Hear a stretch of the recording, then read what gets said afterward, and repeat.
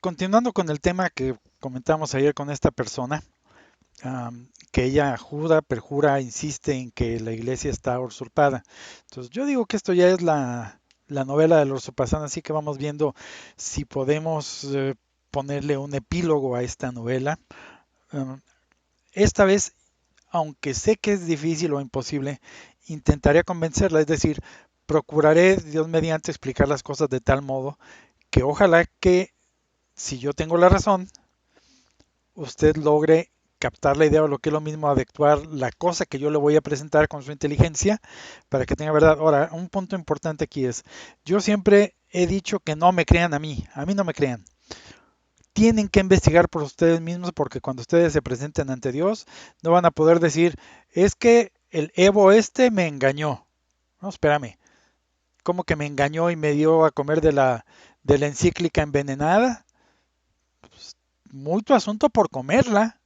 Entonces, ustedes tienen que convencerse de lo que yo diga, porque si no, su convencimiento no sirve para nada. Moralmente no tiene valor, intelectualmente no tiene valor. Um, Vamos entonces a darle. Voy a pedirles una cosa, dado que el asunto espero que lleve a temas que creo que los voy a sorprender.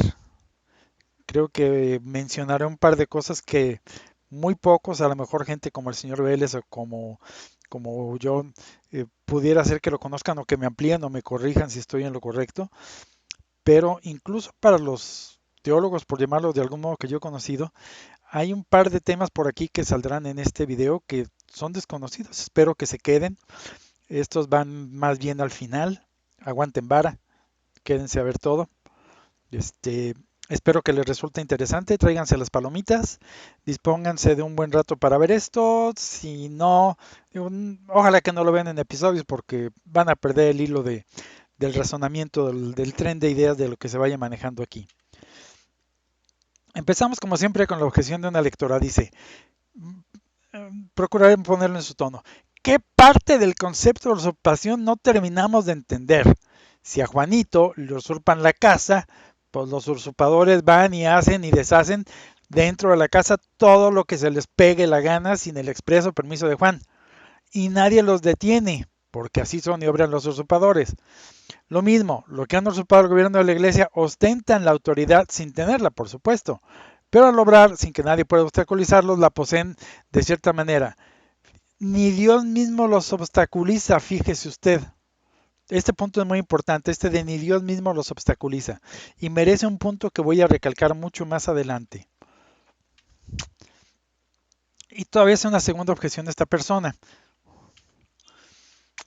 Muéstreme usted, y esto es lo mismo que dice un amigo que mencionaré, que ha colaborado con algunas posts aquí dentro, él sabe su nombre. Dice, muéstrame qué documento dice claramente que si la iglesia fuese usurpada en su gobierno, las medidas que se deben de tomar serían bla, bla, bla, bla, bla, bla, bla. Okay. Ok, lo que ustedes están pidiendo es una encíclica imposible, porque ustedes lo que quieren es algo que diga, a ver, Juan Pérez, siglo 22 o 21, lo que sea. Cuando veas esta encíclica, X años después de que yo, el Papa fulano me haya muerto, y la iglesia entonces esté ocupada o usurpada, entonces, mi queridísimo, salte de la iglesia, abandona la iglesia, yo Papa te digo que saltes de la iglesia y te conviertas a la secta sedevacantista y entonces no te acerques para nada a la iglesia, ni aunque tuviera sacramentos, ni aunque estuviera quemándose, ni por la vida de tu suegra. Atentamente, el Papa fulano de tal. Eso es lo que ellos quisieran ver.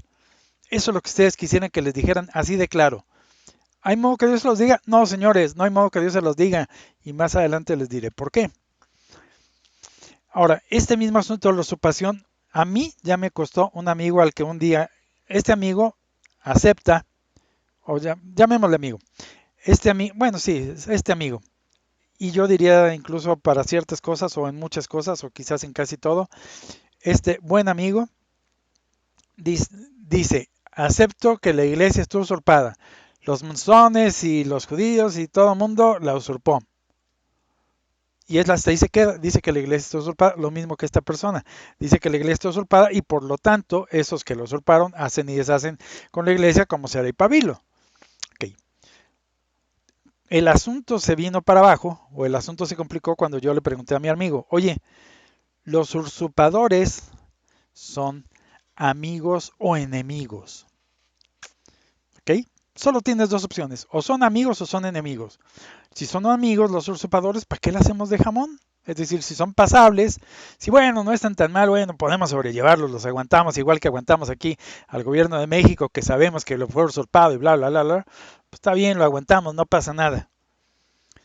Entonces, tienes que decidirte, o esos usurpadores son tus amigos, y no nada más tuyos, sino del mundo, y peor, son amigos de Dios o son enemigos de Dios, y por lo tanto enemigos de todo el mundo, tuyo incluido, y de la iglesia. Ok. Si son enemigos, y vas a tener que llegar a esta conclusión tú solo, pero no has llegado, ese es el punto. Y esto es suponiendo que la iglesia pudiera ser usurpada, que no lo es. Pero vamos a suponer que tuvieran ustedes razón y que la iglesia hubiera sido usurpada, que no es. Y como siempre, esto será más adelante. Pero suponiendo que la iglesia hubiera sido usurpada, entonces estas gentes son amigos o enemigos. Bueno, si son enemigos, colaborar con ellos es traición. Y ellos estamos de acuerdo en que fingen ser autoridad, ¿verdad? Ok. Entonces, si alguien les ayuda a mantener su apariencia de autoridad, es decir, la ascendencia sobre las gentes para que se hagan las cosas como ellos dicen y no como tienen que ser, entonces ese alguien que colabora directa o indirectamente a mantener esa apariencia de autoridad está cometiendo traición. Ok, esta persona que dijo, yo no contribuyo a la iglesia porque aquí se sintió aludida. Yo aprovecho la Eucaristía y cuando se da la ocasión les enrostro a los modernistas que ellos adoran y cambiaron la liturgia y la doctrina. Ok. Usted admite que ellos usan para chantajearla los disques sacramentos, ¿cierto? O sea, pórtate bien y tenemos tu galletita, así como chucho al que bríncale y ahí está tu galletita. Es lo que están haciendo, ¿no? Ustedes disque católicos, quieren sus galletitas y brínquenle, como perros. Aquí está su galletita, brínquenle. Digo, no les va a gustar el ejemplo y es lógico que no les guste, pero es cierto.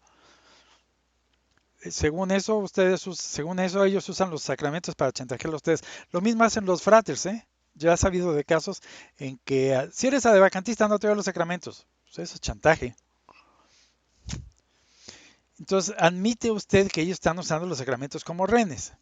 Y a pesar de eso, usted dice, ok, para que me den los sacramentos, yo estoy en unión con el Papa Bergoglio todos los domingos. Voy a su misa. Entonces, esto implica, aunque usted no quiera, que usted está ayudándolos con su apariencia de esta es la misa verdadera, porque usted colabora con su presencia a que esa misa tenga el prestigio de la misa de Cristo, sin serlo, porque esos sacramentos que le dan no pueden ser los de Cristo, y más adelante, como siempre, explico por qué. Entonces, el punto aquí es que es inmoral colaborar con el enemigo.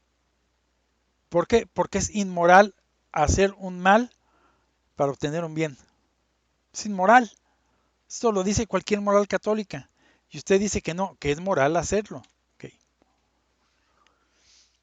Peor se la pongo. No combatir en todo momento a los usurpadores es traición.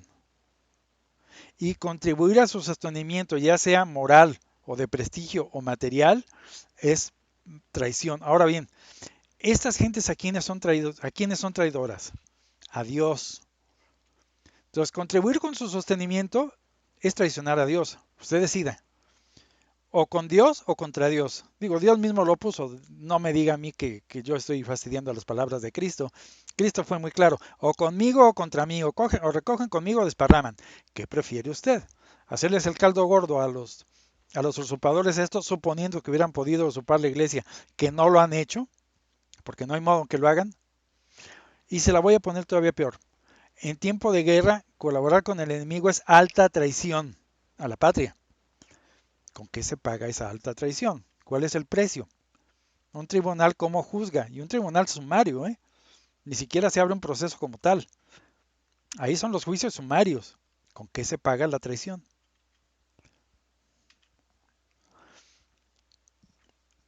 Ahora bien, usted dijo, enséñame el documento donde dice, espérame, ya quedamos que no hay modo que Dios diga las cosas así de claras y después voy a decir por qué. Sin embargo, la iglesia en su providencia sí ha dicho ya desde el primer momento, es decir, desde el apóstol San Pablo, cómo tenemos que actuar en caso de toparnos con un usurpador. Porque aquí el punto es la usurpación, ¿eh? San Pablo, ¿qué nos dice? Si un ángel, papa, Cristo, obispo, sacerdote, lo que sea, Cristo mismo, os enseñaran un evangelio, dogma, doctrina, catecismo diferente, sea anatema. ¿Qué es anatema? Anatema es que está expulsado, no es de la iglesia, o sea, no lo creas, no le hagas caso, ignóralo, ignóralo, lo que él diga, ignóralo, no existe, pero es ignorarlo para todo, ¿eh? ¿Qué dijo Cristo muy claro a sus gentes cuando cayeron en manos de los idólatras? Salid en medio de ellos, pueblo mío, para no cubrirse con sus pecados. O sea, no te quedes en esa falsa iglesia, salte. ¿Por qué? Porque si no te vas a hacer cómplice de sus pecados. ¿Cuáles pecados? De herejía y de desprecio a Dios. Luego, ya entrando en enseñanzas de los santos y de los papas, de los doctores de la iglesia. Tal ha sido constantemente la costumbre de la Iglesia, apoyada por el juicio unánime de los santos padres, que siempre han mirado como excluido de la comunión católica y fuera de la Iglesia, esto es magisterio papal, a cualquiera que se separe en lo más mínimo de la doctrina enseñada por el magisterio auténtico. ¿Se separó una coma? Sí, está fuera de la Iglesia. Y si está fuera de la Iglesia, ¿qué haces con él? Y peor, ¿qué dijo San Atanasio? Y te estoy diciendo cosas que dijeron hace 800 años, ellos tienen los templos, ellos quienes los herejes, o sea, tienen usurpación de los templos físicos. Y él dice, nosotros tenemos la fe, nosotros, los 5 gatos que quedamos fuera, esto lo dijo en tiempo de los arrianos, los 5 gatos que quedamos fuera tenemos la fe. ¿Cuál fe? La verdadera. Ellos tienen los templos, son miles, tienen las sedes, tienen todo. Nosotros no tenemos nada, no tenemos ni templos, somos 5 gatos, nosotros tenemos la fe. Entonces, eso que ellos tienen los templos, sí. La iglesia, no, no la tienen. La iglesia es imposible de ser usurpada. Como siempre, esto lo explico después. ¿Qué dice los doctores de la iglesia? En caso de que el Papa se convirtiera en un hereje, se encontraría por este solo hecho y sin ninguna otra sentencia separado de la iglesia. Un Papa que es hereje está fuera de la iglesia. Una cabeza separada del cuerpo no puede, siempre y cuando se mantenga separado, ser cabeza de la misma entidad de la que fue cortada. Por lo tanto, un papa que se separara de la iglesia por la herejía, por ese mismo hecho en sí dejaría de ser cabeza de la iglesia. No puede ser hereje y permanecer siendo papa. Una de dos. O es hereje o es papa. No puede ser las dos cosas a la vez. No puede poseer las llaves fuera de la iglesia. Entonces, si no puede poseer las llaves de la iglesia, no la gobierna.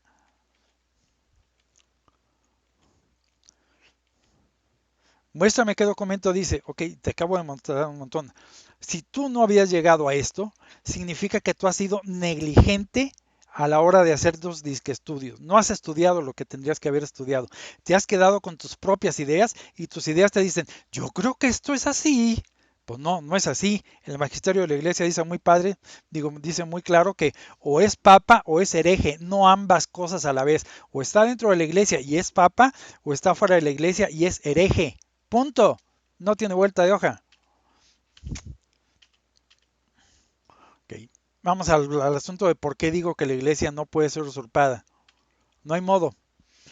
En cierto modo, y no tengo la total certeza de esto, el decir que la iglesia está usurpada es una blasfemia. ¿Por qué? Bueno, sabemos que la iglesia es una sola. La iglesia se compone de 3 partes, y no vengas con cuentos de que esto no es así. La iglesia es triunfante, es purgante y es militante. ¿Son 3 iglesias? No, es una sola iglesia. Por otro lado, sabemos que la iglesia es una extensión del cuerpo, es una extensión de Cristo mismo, es el cuerpo místico de Cristo. Cristo físico mide este tamaño, la iglesia mide todo este tamaño. Todo esto demás es el cuerpo místico, pero sigue siendo el cuerpo de Cristo. Aunque esto sea místico y esto físico y real, todo esto es el cuerpo de Cristo, ¿ok? Tú dices que la iglesia fue usurpada. ¿Y qué es usurpar? Eso quiere decir que un enemigo se introduce y se apodera de los bienes de la del reino. Eso es usurpación. Meterse dentro del reino y usurpar los bienes del reino. Apoderarse de ellos por la fuerza. Entonces tú estás diciendo que hubo una serie de herejes, es decir, Satanás mismo, que se metió dentro del cuerpo místico de Cristo y que está medrando como si fuera un quiste dentro de la iglesia. Es decir, que Satanás invadió a Cristo. Es lo que estás diciendo. Al decir que la iglesia está usurpada, estás diciendo que Satanás invadió a Cristo desde dentro. A mí me suena a herejía. Y no nada más herejía, a blasfemia. Porque entonces, si eso fuera cierto, si esos modernistas que están usurpando puestos que no deberían dentro de la iglesia, siguen dentro de la iglesia y esos malos sacerdotes y esos malos obispos que no lo son, y vamos a ver más adelante por qué, entonces explícame, ¿cómo es que la iglesia se definió a sí misma como indefectible? Si no sabes lo que significa esa palabra, búscala, porque tendrías que haber empezado por conocer los dogmas acerca de la iglesia. Y la iglesia es inmutable, la iglesia es indefectible. Esos son sus principales atributos, porque son atributos que le vienen por derecho divino. Entonces explícamelo.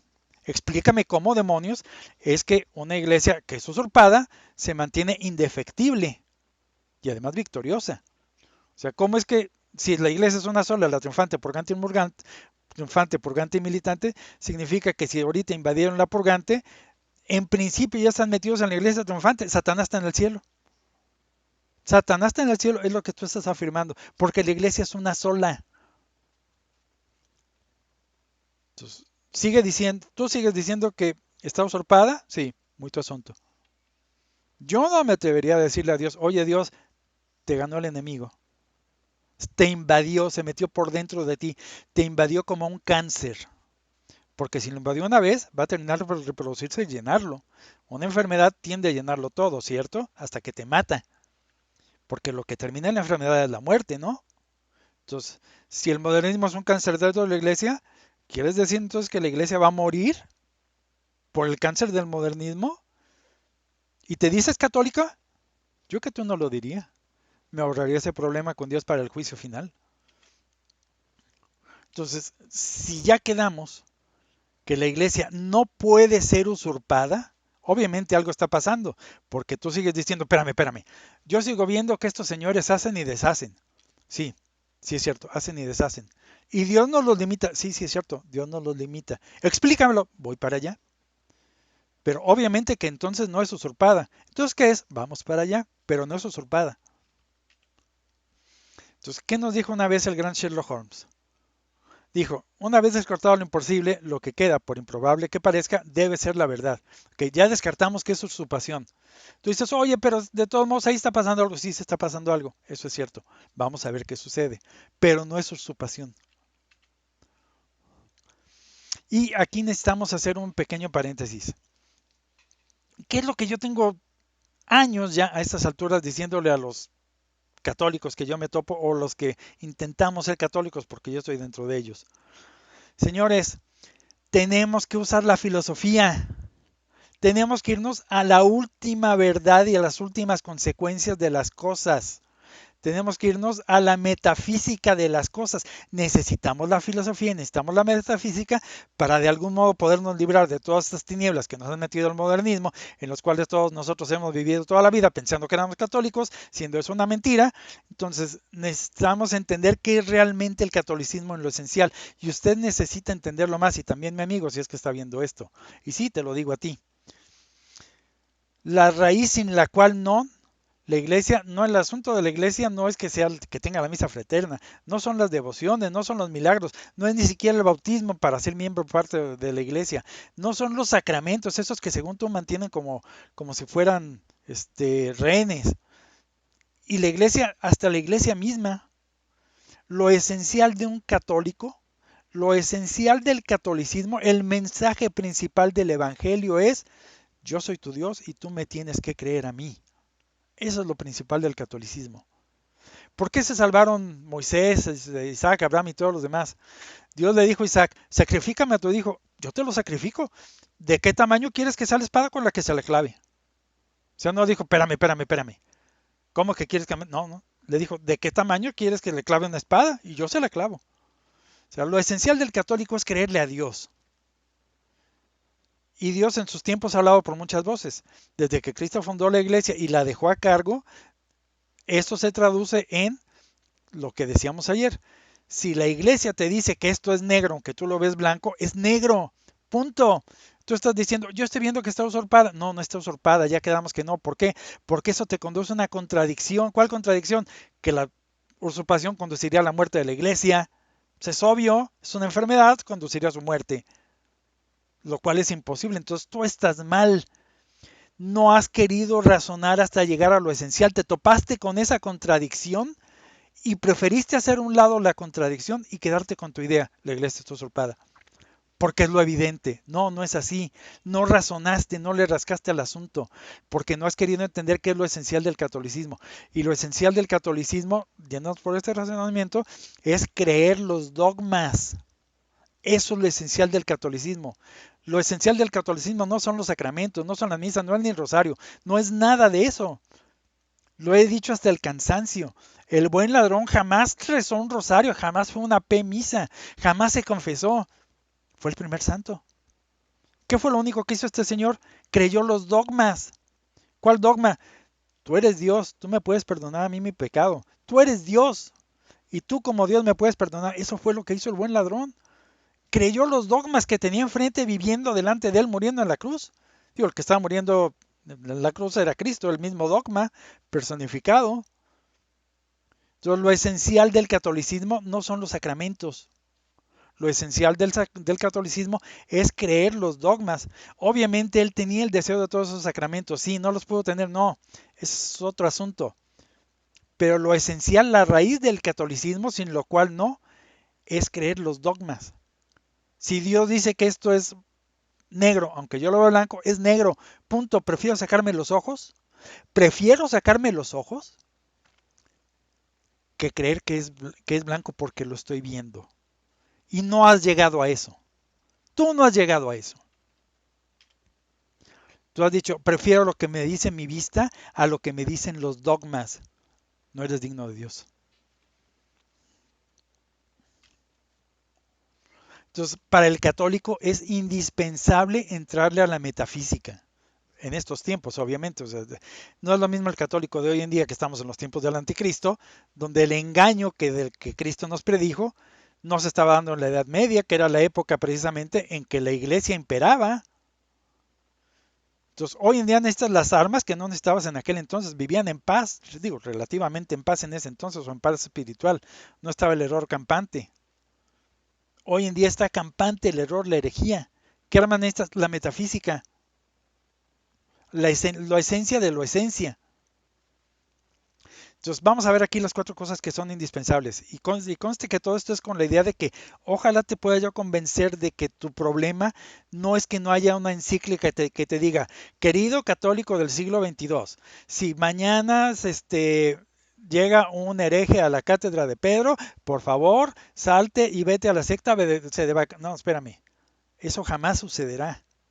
Necesitas entender qué está pasando porque Dios no te va a decir en esos términos, salte y vete a la secta. Para empezar, no te puedes ir a la secta sedevacantista porque esta no es una secta, esta es la iglesia de Cristo. Entonces, el primer punto que necesitamos hacer es aceptar la realidad divina por sí misma y en ti misma.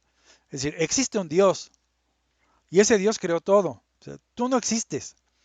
Tú tienes ser porque Dios quiso darte, regalarte el ser y te lo sostiene por pura misericordia, hijo. Digo, todo es gracia. Sí, todo es gracia. No es que Dios a cada minuto esté diciendo, pobrecito, voy a seguirte dando el ser otros 5 minutos. No, Dios ya determinó al tercer, te lo va a sostener toda la eternidad, porque Dios no se va a contradecir.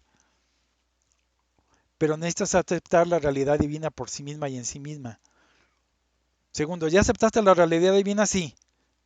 Ahora tienes que adecuar tus ideas como un todo, o sea, tus prejuicios, abandonarlos y adecuar tu inteligencia, que finalmente es tu ser, y eso implica tu corazón, lo que estás dispuesto a aceptar, a esa realidad sobrenatural. ¿Cuál realidad sobrenatural? La realidad de Dios, que Él es el la quintesencia más allá de todo el universo. Tercera,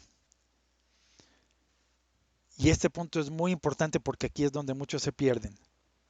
No rechazar bajo ninguna circunstancia esos silogismos a los cuales llegaste tú a deducciones correctas.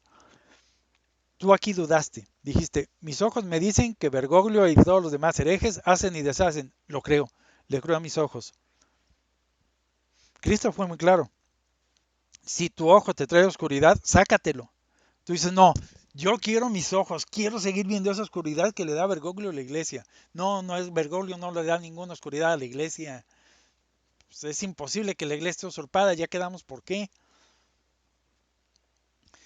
Cuarto, es convertirse a sí mismo. O sea, yo tengo que terminar por convertirme en una idea tal que sea una llamita de la propia idea de Cristo.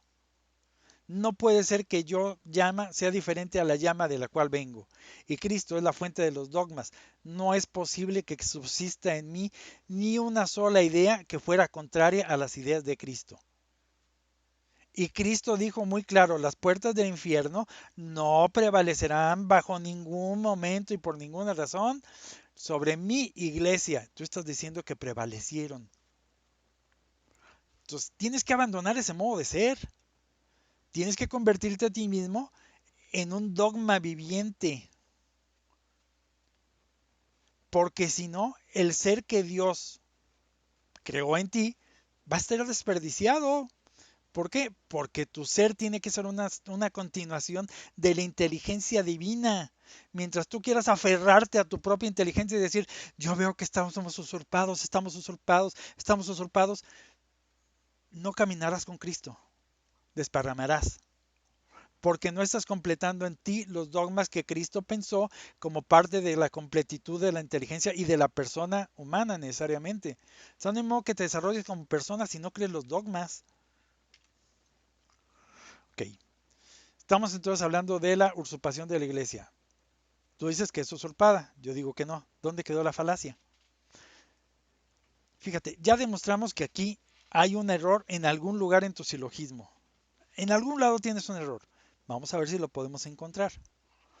Tú estás igualando en tu mente el reino de Dios al reino físico humano. ¿Por qué? Porque tú dices que un enemigo puede infiltrarse y ocupar y usurpar una autoridad de la iglesia. Si algún día y ojalá estudiaras un poquito de matemáticas, además de metafísica y de física y de química y otras cosas, te toparías que en las ciencias naturales, experimentales, donde uno se topa con cantidades infinitas o divisiones por cero o cosas así, muchísimas veces, no siempre, quiere decir que hay algo mal en algún lado. Espérame, si aquí estoy dividiendo entre cero, algo hice mal. Sí, algo hiciste mal. Al tú decir que la iglesia está usurpada y que eso te lleva, por consiguiente, aunque no quieras, a pensar que la iglesia morirá, algo razonaste mal, date cuenta de ello, estás razonando mal, estás dividiendo entre cero. ¿Dónde quedó la falacia? Tú estás igualando una serie de cosas que no son iguales entre sí con tu experiencia humana. Tú estás queriendo partir inductivamente lo que yo percibo internamente, lo llevo hacia las realidades superiores. Y no es así. Las realidades superiores son independientes de cómo tú las experimentes. Tú podrás experimentar las cosas de X, Y y Z modo. Eso no quiere decir que sean externamente iguales a como tú las supones. Entonces aquí la inducción no funciona. Tienes que partir de lo que es en sí mismo y de ahí deducir, no inductivamente. Tú estás queriendo llegar inductivamente. Mi experiencia me dice que cuando un ladrón se mete a mi casa puede hacer y deshacer. Sí. Y a partir de ahí quieres subir el ejemplo hacia el reino de Dios. Estás actuando razonando inductivamente. Estás mal. Tienes que hacerlo deductivamente. ¿Por qué? Porque la teología, la ciencia de la salvación es una ciencia, tiene reglas, reglas de deducción, axiomas, consecuencias. Y aquí entonces tú estás tomando inductivamente y haciendo a las reglas cosas que no lo son, porque corresponden a reinos distintos. Entonces tú estás diciendo que Roma es la iglesia y que la cura es la iglesia y que el catecismo es la iglesia. Entonces dices que los modernistas Se infiltraron en la iglesia, ok. ¿Qué es la iglesia? Dime qué es la iglesia. Dímelo, defínemela. Y vas a ver que desde ahí ya estás mal, porque no tienes un concepto claro de lo que es la iglesia y ese concepto es lo que tú tengas, no sé cuál sea, es erróneo. ¿Por qué? Porque te lleva a deducciones como decir, ah, un enemigo la puede infiltrar. Ahora bien, aquí es donde empiezan ya a caer las cosas que dije que después aclaraba. ¿Cuál es el peor castigo que Dios le puede dar a un hombre? El peor, o sea, tú vas a decir, no, pues es cierto, lo peor es que te maten, que te torturen, que te... No, eso no es lo peor. Puede ser que termines tu vida felizmente en tu cama, rodeada de buena salud y con tus hijos. Lo peor que te puede suceder es que Dios ya no ilumine la mente, ni la inteligencia, ni el corazón de una persona. Es lo peor. O sea, ¿tú quieres creer que lo peor es la tortura? No, lo peor no es la tortura. Lo peor que le puede pasar a una persona es que Dios se le retire de su inteligencia. ¿Por qué?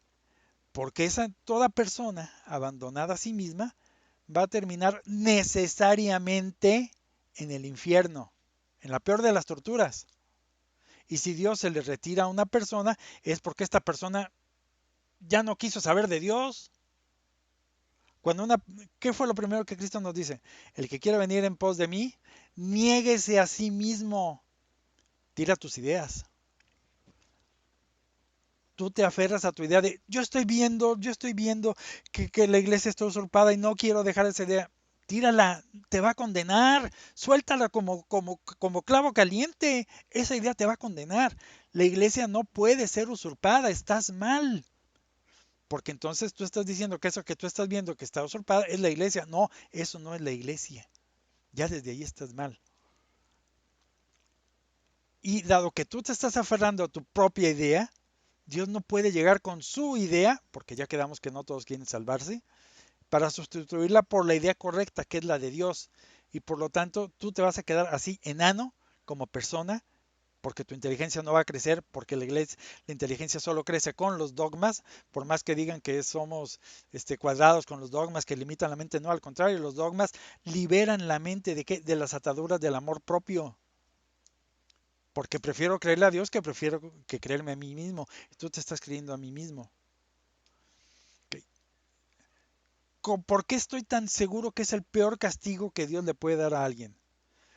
Dios lo dijo muchas veces, dice, por lo cual Dios los ha abandonado a sus impuros deseos. Dios los entregó a la impureza, a la lujuria de sus corazones, de modo que resondaban entre sí, aunque aquí se está aplicando a la concupiscencia. Pero fíjate lo que dice al final. Y como ellos no tuvieron a bien reconocer a Dios, Dios los entregó a una mente depravada. Tu mente es depravada. Para que hicieran cosas que no convienen. ¿Cuáles cosas no convienen? Apegarse a sus propias ideas. Vamos a sacar una traducción de esto. Y como ellos no tuvieron bien reconocer a Dios, los entregó una mente depravada para que hicieran las cosas que no convienen.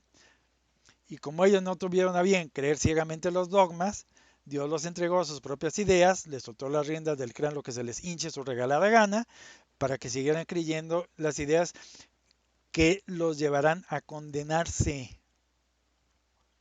Entonces, ¿por qué no se puede usurpar la iglesia? Bueno, recordemos el cuento, la fábula del rey Midas.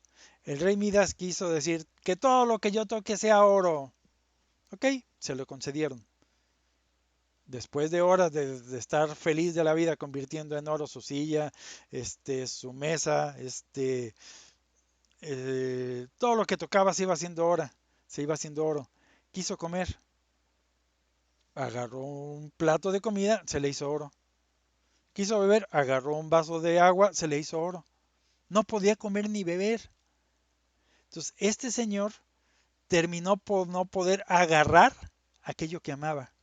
¿Por qué? Porque cuando lo agarraba, aquello ya no era aquello. O sea, lo que el rey Midas tocaba ya no era aquello.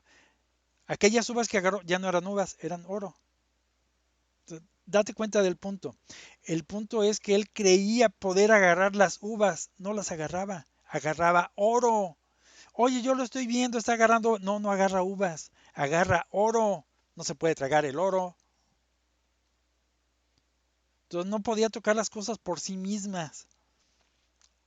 Entonces, igualmente, no es el caso exacto, pero te da una idea.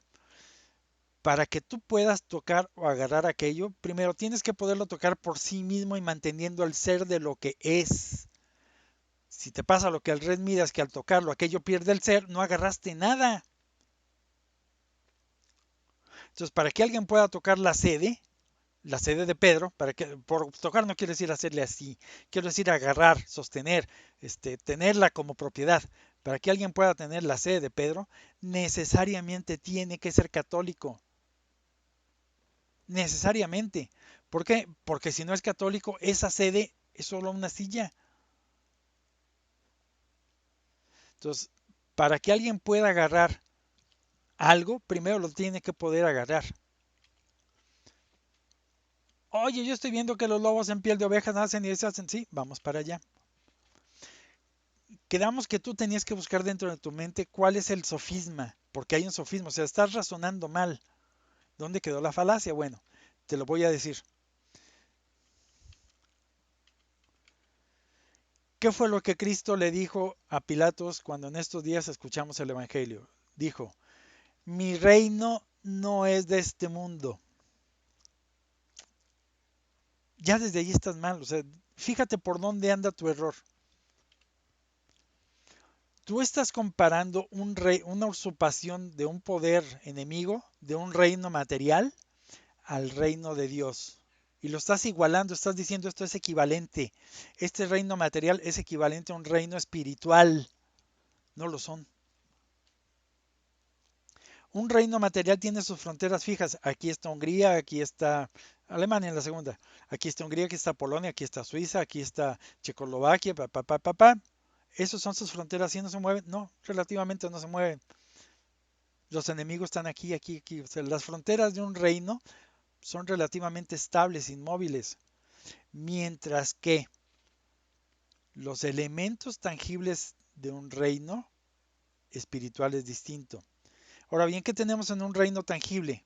Pues tenemos edificios, tenemos carreteras, tenemos infraestructura, tenemos cosas específicas concretas como los libros, las constituciones, las leyes, tenemos los tesoros que conforman aquellos tesoros nacionales, tenemos la economía, los medios de producción, tenemos una infraestructura, carreteras, electricidad, etcétera. O sea, eso conforma un reino. Esos son los elementos de un reino y son los que le dan valor al reino. Un reino que tiene más infraestructura que otro, este reino es más valioso que esto. ¿Por qué? Por estas cosas concretas que ese reino tiene.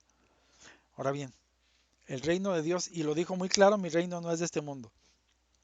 ¿De qué se compone el reino de Dios? Se compone de almas. Mientras que este reino está construido de átomos y de carreteras y de maquinaria y de tesoros y de oro y de dinero, el reino de Dios está construido de almas. Y esas almas en virtudes, alimentadas con qué? Con verdades, con dogmas. Y estas entonces generan los tesoros espirituales. Entonces,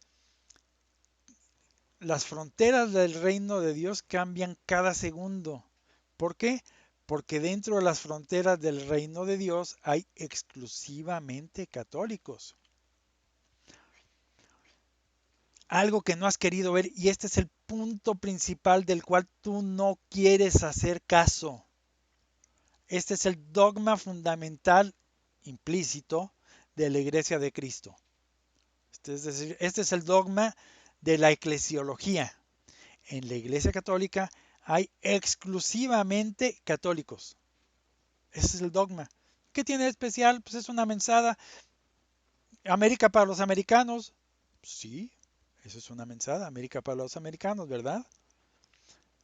La Iglesia Católica para los católicos, ¿verdad? Sí, muy mensada, ¿verdad? Nada más que ¿cuál es la consecuencia de esto? La consecuencia de esto es que en el reino de Cristo no hay ni un solo hereje, ni uno. Ahí dentro de las fronteras del reino de la iglesia solo hay católicos y solo hay dogmas. Fulanito se acaba de hacer hereje, salió del país. Ya no pertenece a ese país, ya no pertenece al reino. Y si él ya no está aquí, si estaba aquí en Alemania y lo mandaron a Polonia, tú dime cómo va a agarrar entonces las monedas del Tercer Reich. Si ya no está en Alemania, ¿cómo las va a agarrar? Este era católico, se hizo hereje polaco, se fue para afuera. ¿cómo va a agarrar las monedas del Tercer Reich? O lo que es lo mismo en Estados Unidos, ¿cómo es que América para los americanos? Si este se hace francés, si va a Canadá, dime cómo entonces va a agarrar el tesoro de Lincoln. ¿Cómo lo va a tener? Está en Canadá. El tesoro de Lincoln está en Washington. Okay. ¿Por qué dije al principio que y otros trucos de David Copperfield? Bueno, este señor, David Copperfield, era un ilusionista. Digo, no vas a decirme que cuando David Copperfield desapareció delante de gente, o sea, testigos presenciales, él desapareció la Estatua de la Libertad. ¿Tú crees que de verdad la desapareció? Todos sabemos que hubo un truco en algún lado. ¿Qué tan ingenioso es el asunto?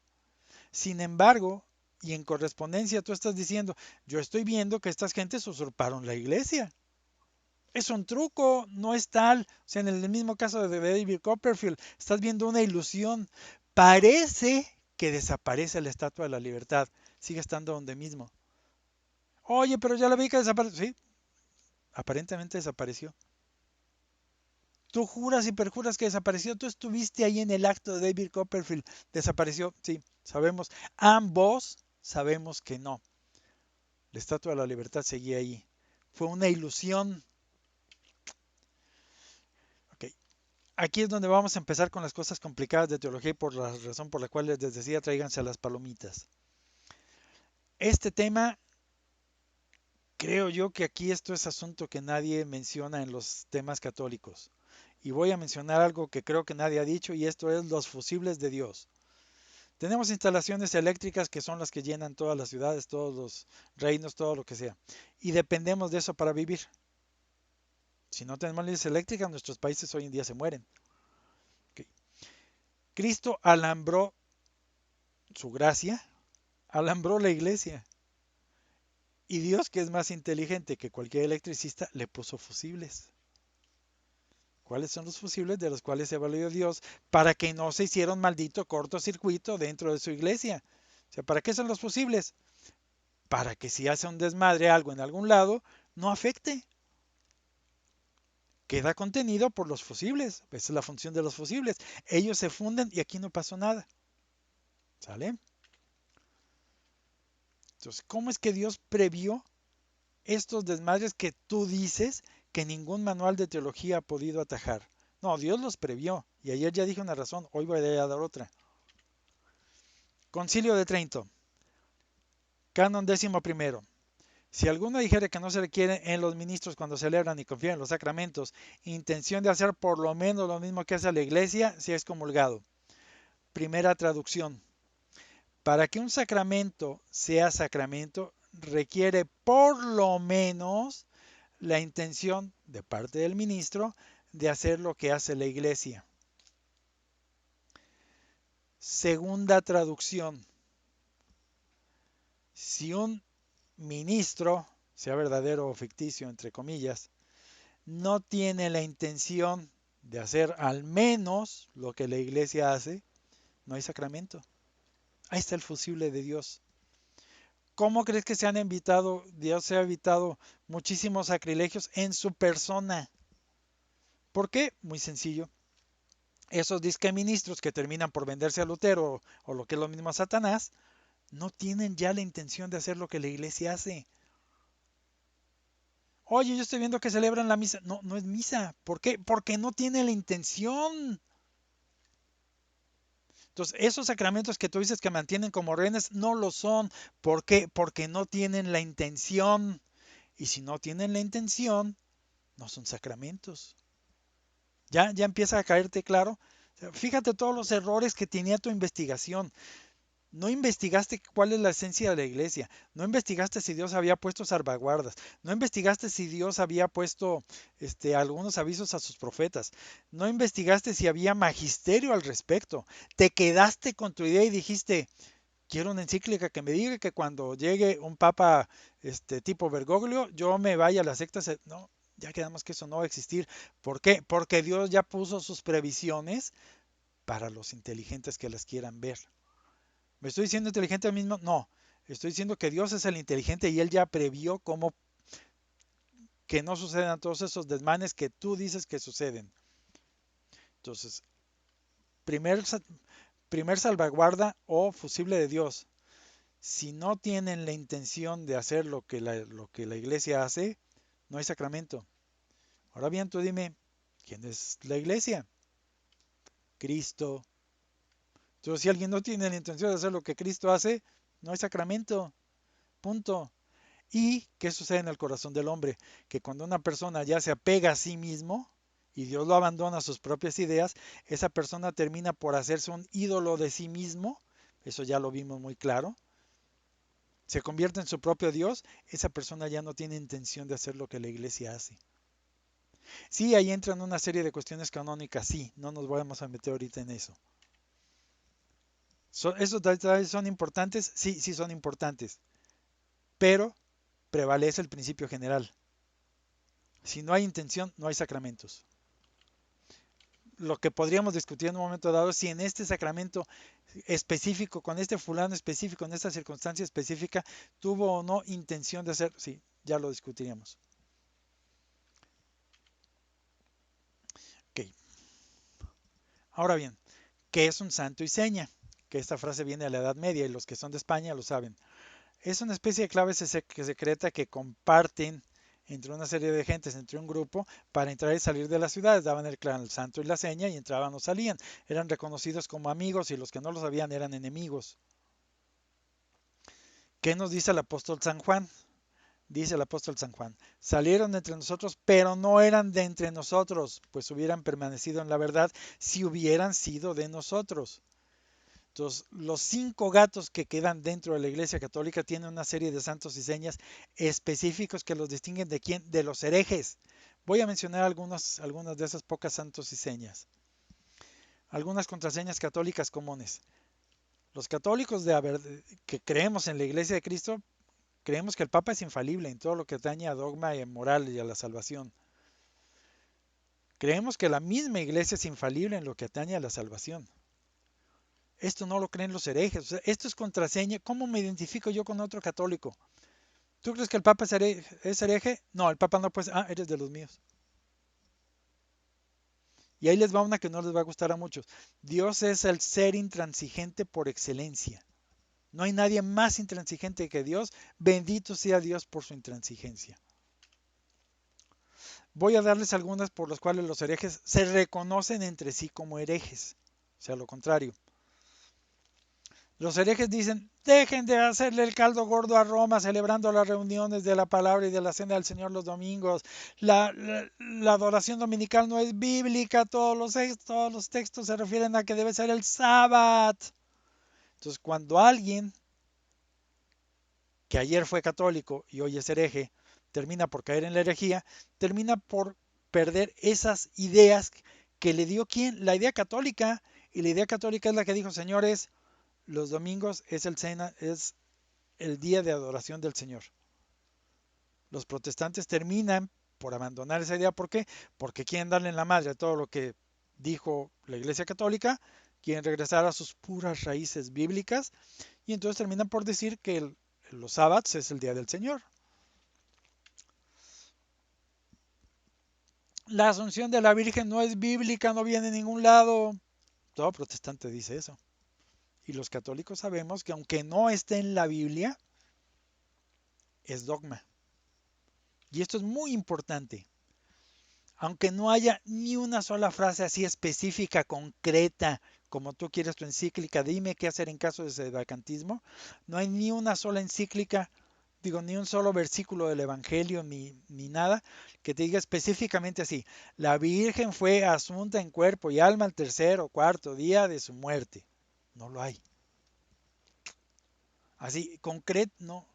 Esas son deducciones que sacamos los católicos en base a otras cosas que sí son bíblicas.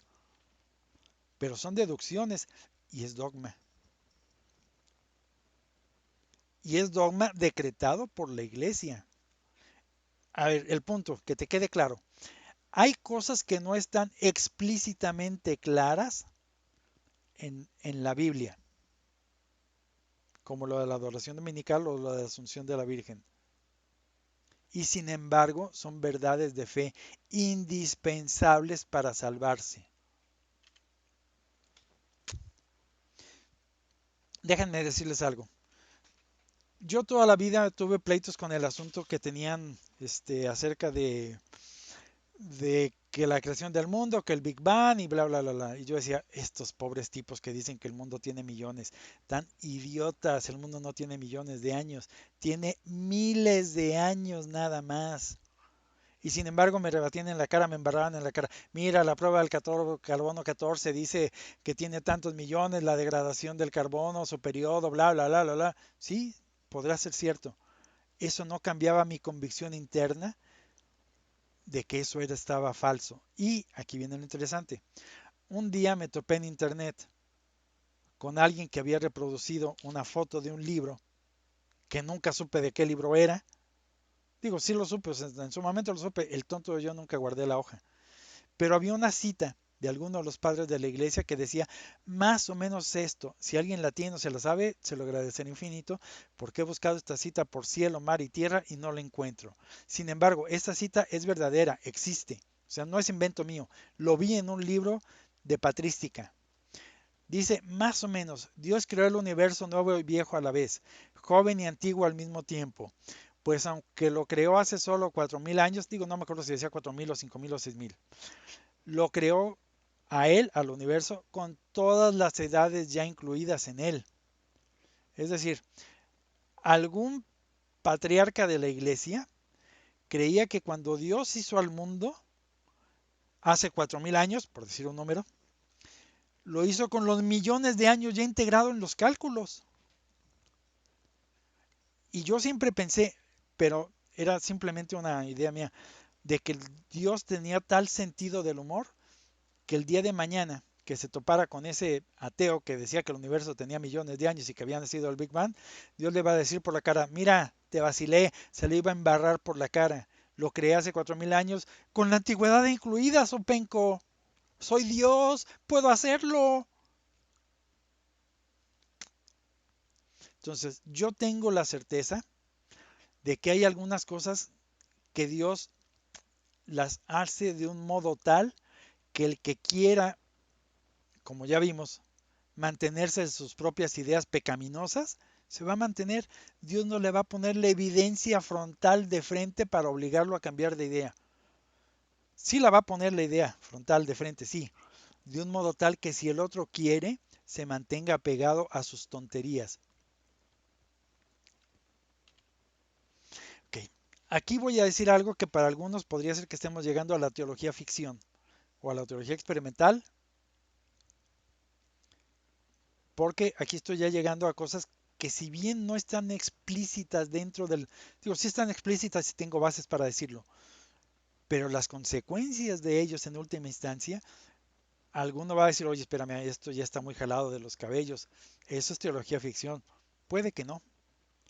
Y esto para los que les decía a algunos, tráiganse las palomitas. Y aquí me voy a meter con el asunto que más me han criticado en la misa los del Novo Sordo. Los novosordoitas juran y perjuran que su misa es válida, o sea, siguen diciendo, esta misa que nosotros copiamos de Kramer sigue siendo válida. ¿Por qué? Porque usamos las palabras bíblicas, Zopenco, bíblicas, para la consagración. Y por eso, porque son bíblicas, nuestro canon o nuestra consagración o oración eucarística es válida. Y por lo tanto, fabricamos el sacramento. Y fíjense que se olvidan del asunto de la intención, ¿eh? Por no meter otra serie de cosas. Nada más estoy hablando de un punto específico, por lo cual en muchos casos no es válida el novus ordo. Simplemente la intención del oficiante, independientemente de que ni siquiera es sacerdote. ¿Qué dice la oración eucarística número 2? Dice, toma pan y dándote gracias, lo partió y lo dio a sus discípulos diciendo, se inclina un poco, tomen y comen todos de él porque este es el cuerpo que se ha entregado por ustedes. Muestra el pan consagrado al pueblo, lo deposita luego sobre la patena y lo adora haciendo una genuflexión. Toma el cáliz, sosteniéndolo un poco, lo eleva un poco sobre el altar y prosigue. Toma el cáliz, dándote gracias de nuevo, lo pasó a sus discípulos diciendo, se inclina un poco, tomen y beben todos de él porque este es el cáliz de mi sangre, sangre de la alianza nueva y eterna que será derramada por todos y por muchos para el perdón de los... aquí ya lo cambiaron, que decía por todos ustedes por el perdón de los pecados. Hagan esto en conmemoración mía. Esto es lo que dice San Pablo acerca de la institución de la Eucaristía. Y ellos lo cambiaron un poquito. Hay aquí un par de cambios, sobre todo lo del multici, lo del por todos o por muchos. Pero básicamente por eso, porque ustedes agarraron las palabras de San Pablo, claro, este, sola escritura, fíjense, sola escritura, solo la escritura, agarran lo de San Pablo lo dice, lo usamos como ocasión eucarística, tiene que ser válida, tiene que haber transustanciación, porque estamos usando la oración de San Pablo. Ajá, hey. Vamos a ver qué es lo que dice la teología católica al respecto. Papa Inocente III, sobre el asunto del Mysterio Fidei, Mysterium Fidei. Esto me lo topé en inglés, así que aguántense con la traducción. La forma del sacramento de la Eucaristía y sus elementos. Está más largo, yo lo estoy resumiendo en un párrafo. Y así como el misterio de fe es mencionado, por lo tanto, algo es creído que es distinto de lo que es percibido. Y algo es percibido otro o distinto de lo que es creído. Por lo tanto, y esta es la conclusión del Papa, mucho ojo, nosotros, y lo está diciendo un Papa ex cátedra, creemos que esta es la forma, estas palabras son la forma. Y para que haya un sacramento, para empezar se requiere forma. No hay forma, no hay sacramento.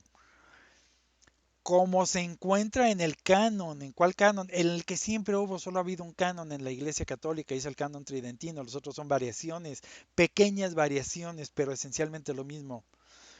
Y ojo, que los apóstoles recibieron de Cristo y sus sucesores de ellos. Ahora bien, ¿qué implica esto? ¿Qué significa? Si lo recibieron de Cristo, significa que las palabras Mysterium Fidei las pronunció Cristo mismo y se las enseñó a sus sacerdotes, es decir, a los apóstoles, que después serían los obispos, a pronunciarlas para que hubiera transubstanciación válida. Y ustedes la suprimieron. Pero la nuestra es bíblica. Sí, la tuya es bíblica. ¿Qué les estoy diciendo? Les estoy diciendo que Dios en un momento dado, para preservar la pureza de la fe, mantiene cosas más allá de la Biblia, por decirlo de algunas cosas que dicta la iglesia y que los que se quedan con el solo Biblia, los protestantes, los herejes, que solo escritura, es decir, solo la palabra, solo lo que está aquí es lo que yo creeré, lo que tu iglesia diga no lo creo. Ok, hay cosas que Cristo quiso que llegaran a nosotros por la tradición o directamente por el Espíritu Santo. Basado, sí, indirectamente por deducción de cosas de aquí, pero basados en la tradición. No están aquí reflejadas, igual que no está aquí reflejada toda la vida de Cristo. No está aquí toda, no está. Hay muchas cosas que pertenecen a la tradición y sin embargo las creemos como dogmas. Esta es una de ellas. Por la vía de la tradición, este Papa nos está diciendo que las palabras Mysterium Fidei las pronunció Cristo, no están en los evangelios. No están en los evangelios. Y lo que tú dices, la iglesia es la que dice el canon completo es este. Tú protestante dices, me quedo con lo bíblico, sola escritura. Friégate, no hay transubstanciación para ti, porque estás diciéndole no a lo que la iglesia dijo, esto es verdadero. Ustedes díganme si esto es teología ficción. Entonces tenemos a un usurpador, Bergoglio y todos los otros antipapas que estuvieron antes de él desde la muerte de Pío XII.